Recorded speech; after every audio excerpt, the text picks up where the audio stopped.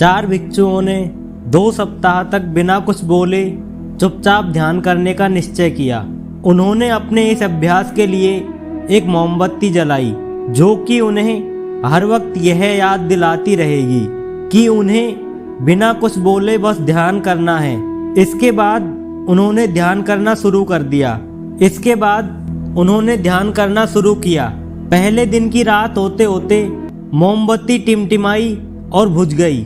यह देखते ही पहले भिक्षु ने कहा, अरे यह मोमबत्ती तो बुझ गई। दूसरे भिक्षु ने कहा, हमें बात नहीं करनी चाहिए, हमने कुछ भी ना बोलने की कसम खाई थी। इतने में तीसरा भिक्षु भी बोल पड़ा। उसने कहा, तुम दोनों को बोलने की क्या जरूरत थी।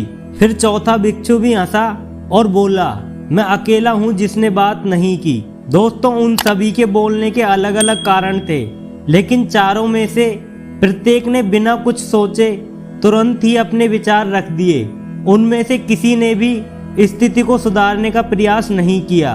उसी आश्रम में 4 भिक्षुओं के अलावा एक बूढ़ा बुद्धिमान भिक्षु भी था।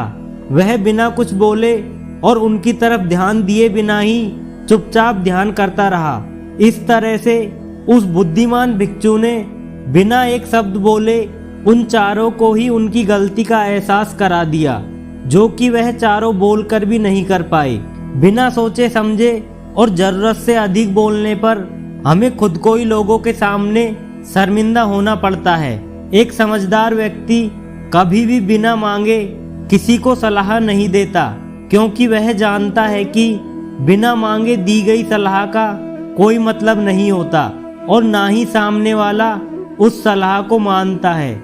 लेकिन आजकल लोगों ने अपनी प्रॉब्लम बताई नहीं कि हम उन्हें सलाह देना शुरू कर देते हैं, जबकि ज़्यादातर मामलों में ऐसा होता है कि लोग हमें अपनी समस्या बता रहे होते हैं तो वह हमसे कुछ सॉल्यूशन नहीं चाहते।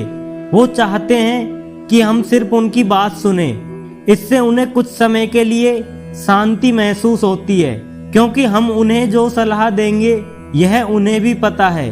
हर इंसान को पता होता है कि क्या सही है और क्या गलत है। इसलिए जब अगली बार हमसे कोई अपनी प्रॉब्लम शेयर करे तो हम बस उसकी बातों को ध्यान से सुने, उसे सलाह देना ना शुरू कर दें जब तक कि उसने सलाह ना मांगी हो, क्योंकि सामने वाला इंसान बस हमसे इतना ही चाहता है कि हम उसकी बातों को ध्यान से सुने और समझें। यह बात तो आप लोगों ने भी सुनी होगी कि हम जितना कम बोलते हैं उतने ही समझदार होते जाते हैं, और इसका उल्टा भी उतना ही सही है कि जो जितना बुद्धिमान होगा वह उतना ही कम बोलेगा।